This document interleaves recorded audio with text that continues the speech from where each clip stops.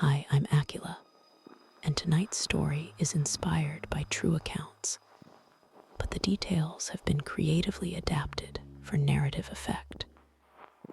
Viewer discretion is advised. Hello, everyone. Welcome back to the Akila Files. This is the terrifying story of the uninvited call, a haunting obsession. The silence of the night had become a predator, constantly circling, waiting for its moment to strike. Every creak of the house, every whisper of the wind against the windows, felt like a breath held, a deliberate pause before the inevitable. She tried to find comfort in the mundane, in the familiar glow of the TV, but her eyes kept darting to the hallway, to the shadows that seemed to deepen and writhe in the periphery of her vision. The previous encounters, the wrong knocks, the unsettling calls, they weren't just memories, they were stains on her reality, seeping into every corner of her being. Sleep felt like a betrayal, an invitation for whatever was out there to finally claim her.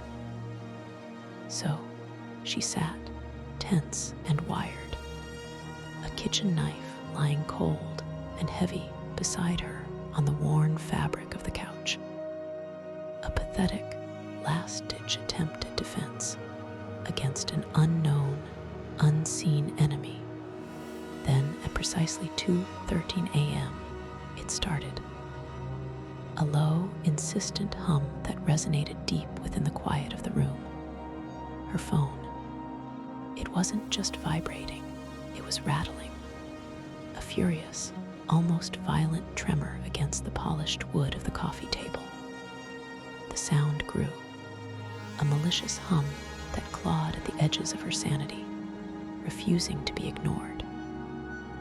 It danced across the surface, a tiny, possessed creature, each tremor sending a fresh jolt of adrenaline through her already frayed nerves. Her heart hammered against her ribs, a trapped bird desperate to escape. Her breath hitched in her throat. She stared at the caller ID, half expecting an unknown number, half dreading a name she somehow knew, a connection she'd foolishly made. But the screen was blank, just the stark, white outline of an incoming call. Every fiber of her being screamed at her to ignore it, to let it ring, to let the battery die, to plunge it into water, anything to sever the connection. But the dread of not knowing, of letting the unknown fester in the darkness, was an even more potent fear. What if ignoring it was the wrong move? What if this was the moment it had been waiting for? With a hand that shook so violently she thought she might drop it, she reached out and answered. The cold plastic felt alien against her ear, heavy with an unseen weight. This time there was no static, no maddening crackle of interference that had plagued the previous calls. No disorienting silence, just breathing. Slow, heavy, measured. It was right there, a moist, guttural sound, as if the caller was pressed directly against her ear, sharing her very breath. It was an intimacy that violated every boundary, chilling her to the bone. She could feel the invisible presence, closer than she had ever imagined. A dark, unseen specter breathing its putrid air directly into her mind. She held her breath, desperate not to make a sound, not to acknowledge the invasive presence. And then the voice. It wasn't a whisper nor a shout. It was a low, resonant murmur filled with a sickening, casual triumph, as if sharing a secret with an old friend. I told you I was getting in tonight. Words hung in the air, a physical weight that pressed down on her, stealing the oxygen from her lungs. The very instant the last syllable left its unseen mouth, the world plunged into absolute darkness. Every light in the house, every single one, flickered once and died. Not a gradual fade, not a power surge, but an instantaneous, absolute blackout. The familiar contours of her living room vanished, swallowed whole by an oppressive, suffocating void. Her eyes, accustomed to the dim glow of the TV, now struggled to make sense of the impenetrable black. The only source of light, a pale, sickly luminescence, was the screen of her phone, clutched in her trembling hand. It was no longer just an audio call. It was a video call. The screen glowed, a horrifying window into her own terror. The feed showed her hallway, the familiar stretch of carpet, and the coat rack by the door, now bathed in an eerie, green-tinged monochrome.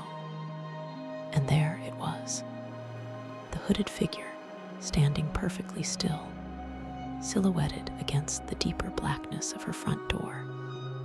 It was exactly as she had seen it in the fleeting glimpses before, a shapeless void beneath a deep hood, utterly devoid of features, yet radiating an undeniable, malevolent presence.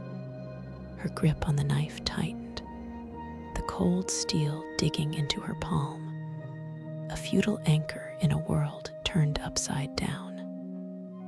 Her voice, when it finally came, was a pathetic whisper, barely audible even to herself. "What do you want?" A sound erupted from the absolute darkness of her living room, slicing through the thick silence. Laughter.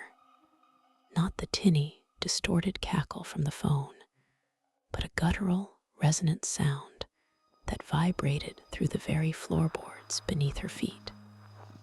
It was close, too close. It echoed, not from the tiny speaker in her hand, but from the actual hallway, a mere few feet from where she sat paralyzed on the couch. The sound was rich with a chilling, triumphant malice, a sneering mockery that stripped away any last pretense of safety. "You already let me in." The words hung in the air, a final, crushing blow. The true horror wasn't that it was in her house. It was that she had been complicit. She had opened the door, figuratively or literally, and now it owned the space. It owned her asterisk. And then the feed shifted. The perspective warped, distorted, as if the camera had physically moved. Now, the screen showed her asterisk. She saw herself on the couch, hunched over, phone clutched to her ear, the kitchen knife shaking violently in her other hand, a pathetic shield against an insurmountable threat. Her own face, reflected back at her through the grainy feed, was a mask of terror, eyes wide and bloodshot, mouth agape in a silent scream. But she wasn't alone. The hooded figure stood directly behind her, closer than before, its form looming, a shadow within a shadow, utterly eclipsing the light from the screen. It was so close she could almost feel its breath on the back of her neck. And then it moved. Slowly, deliberately, its featureless head tilted. A smile stretched across where its face should have been.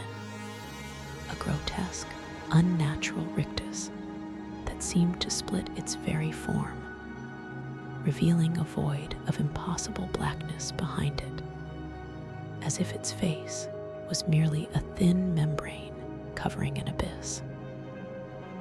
It wasn't a human smile. It was a tearing, a rending of reality itself. Her hand spasmed. The phone, suddenly too heavy, too hot, too real, slipped from her nerveless fingers. It clattered to the floor with a dull thud, the screen flashing once before dying, plunging her back into absolute, suffocating darkness.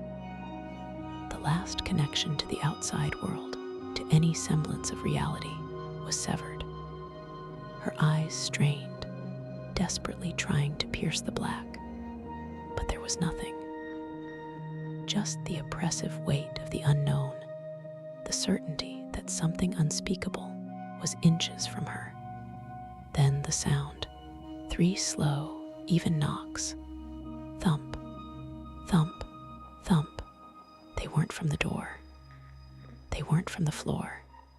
They echoed, chillingly clear from inside the walls. A final, deliberate cadence, sealing her fate. The sound reverberated, burrowing deep into her skull, until everything, absolutely everything, went black. She woke this morning in her bed. The sun, a pale, watery disk, was struggling to pierce through the heavy curtains. For a fleeting moment, a glorious, blissful second, she thought it had all been a nightmare. The familiar warmth of her sheets, the comforting scent of her own pillow, it was all a balm to her shattered nerves. Her heart, which had been racing only moments before, began to slow. A deep, shaky breath escaped her lips. She reached for her phone instinctively to check the time, to confirm the return to normalcy.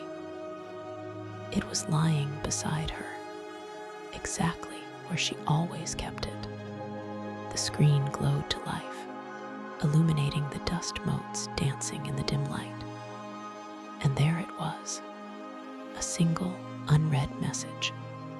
The words were stark, simple, absolute. A chill, colder than any winter wind, seeped into her bones, erasing the last vestiges of comfort, replacing them with a paralyzing dread. See you tomorrow night. The world outside her window, bathed in the soft light of a new day, suddenly felt like a cruel illusion. The sun, the chirping birds, the distant hum of traffic, they were all lies.